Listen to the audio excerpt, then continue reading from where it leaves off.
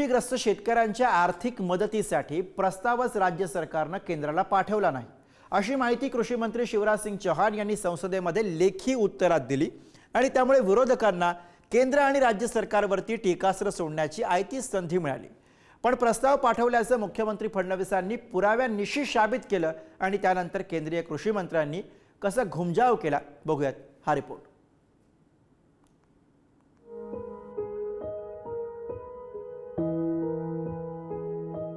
अतिवृष्टीने राज्यातल्या 10 जिल्ह्यांना झोडपून काढलंय।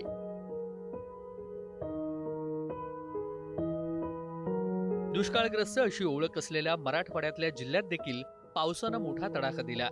अक्षरशः शेतातली मातीही वाहून गेली।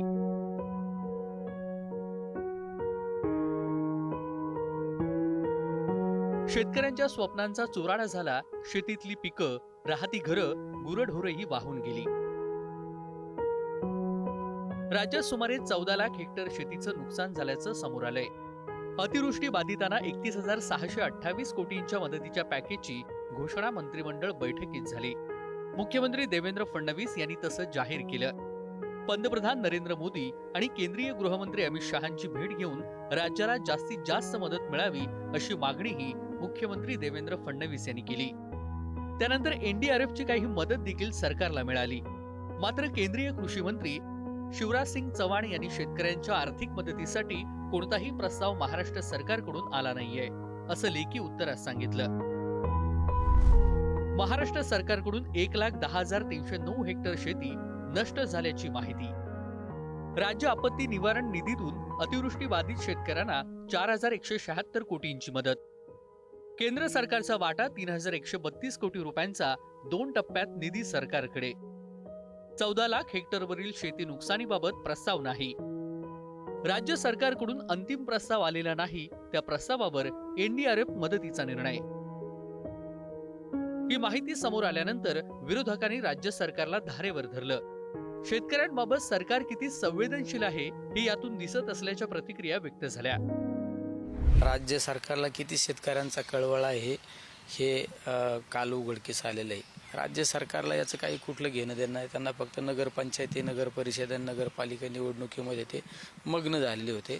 खऱ्या अर्थाने शेतकरी विरोधी सरकार म्हणलं तरी काही वावगं ठरणार। राज्य सरकारचा प्रस्ताव केंद्राकडे जाणं का हा गेला नाही, मला वाटतं ही फार मोठी चूक आहे। त्या ठिकाणी राज्यातल्या मंत्र्यांनी, राज्यातल्या सरकारमधल्या प्रमुखांनी याचा विचार करावा आणि तातडीनं हा प्रस्ताव केंद्र सरकारकडे पाठवावा। या मुद्द्यावरून राजकारण सुरू झाल्यानंतर सरकारकडून याबाबत स्पष्टीकरण देण्यात आलं। मदतीचा प्रस्ताव केंद्रात गेलाय। केंद्राच्या टीमनं पाहणी दौराही केला। केंद्राकडे 2 प्रस्ताव जातात आणि त्यातील पहिला शेतकऱ्यांच्या मदतीचा, दुसरा पायाभूत सुविधा नुकसानीचा। हा प्रस्तावही तयार। पायाभूत सुविधा नुकसानीच्या प्रस्तावावर गुरुवारी दिल्लीत बैठक। संसदेत दिल्या जाणाऱ्या लेखी उत्तराची प्रक्रिया ही 35 दिवसांपूर्वीची असते। याकडे मुख्यमंत्र्यांनी लक्ष वेधलं। पायाभूत सुविधा नुकसानीच्या पाहणीसाठी अद्याप केंद्राचं पथक आले नसल्याचं त्यांनी स्पष्ट केलं। तर 30 जून 2026 पूर्वी राज्य सरकार कर्जमाफी देण्यावर ठाम असल्याचं कृषी मंत्री दत्ता भरणे यांनी पुन्हा एकदा स्पष्ट केलं। जी प्रश्नोत्तरं येतात ही 35 दिवस आधी सबमिट केलेली प्रश्नोत्तरं असतात।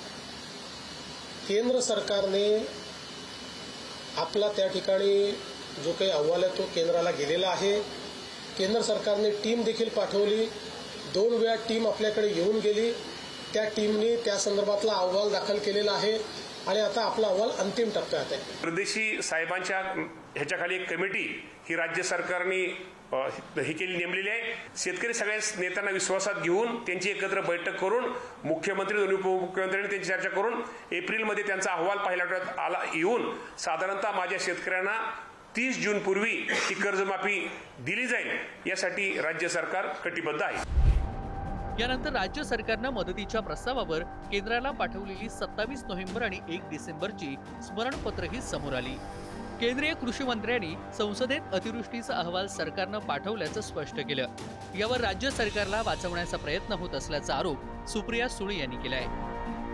महाराष्ट्र की सरकार ने अभी जो त्रासदी आई थी, भयानक त्रासदी थी बाढ़ की, उसके बाद अपना प्रपोजल 27 तारीख को केंद्र सरकार को भेज दिया है। इतना केवल मैं करेक्ट कर रहा हूँ आपको, भेजा है महाराष्ट्र सरकार ने। ये इनका बड़प्पन है, वो सरकार को बचा रहे हैं। क्योंकि आज ही मैंने कृषि मंत्री से बात की महाराष्ट्र में, उन्होंने कहा हमने कुछ रिपोर्ट नहीं भेजी अभी तक पूरी, हमारा एक सर्वे हो रहा है, उसके बाद कमेटी बनेगी, कमेटी के बाद रिपोर्ट आएगा। Anyway, छोड़ देंगे अभी वो बात, छोड़ कृषि देंगे। मंत्री जी ने ऑन रिकॉर्ड कहा है। राज्यात झालेल्या अतिवृष्टीनंतर सरकारी मदतीच्या मुद्द्यावरून अनेक आरोप प्रत्यारोप झालेत. सरकारनं दिलेली मदत अनेक जिल्ह्यात अद्याप शेतकऱ्यांपर्यंत पोहोचली नसल्याचा आरोप देखील सातत्यानं करण्यात येतोय. सरकारकडून मात्र मोठ्या पॅकेजची घोषणा शेतकऱ्यांसाठी केली असून निधी वितरित होत असल्याचं वेळोवेळी सांगण्यात आलं. यानंतर कर्जमाफीसाठी राज्यात मोठं आंदोलन देखील झालं. त्यामध्ये 30 जूनची मुदत सरकारकडून देण्यात आली. आता केंद्रीय कृषी मंत्र्यांच्या लेखी उत्तरानं हा मुद्दा पुन्हा एकदा चर्चेत आलाय. ही सरकारची अनास्था आहे की प्रशासकीय विलंब हा मुद्दा चर्चेचा असला तरी या मुद्द्याचे पडसाद हिवाळी अधिवेशनामध्ये आणि झेडपी निवडणुकांमध्ये उमटण्याची शक्यता आहे. ब्युरो रिपोर्ट, पुढारी न्यूज, मुंबई.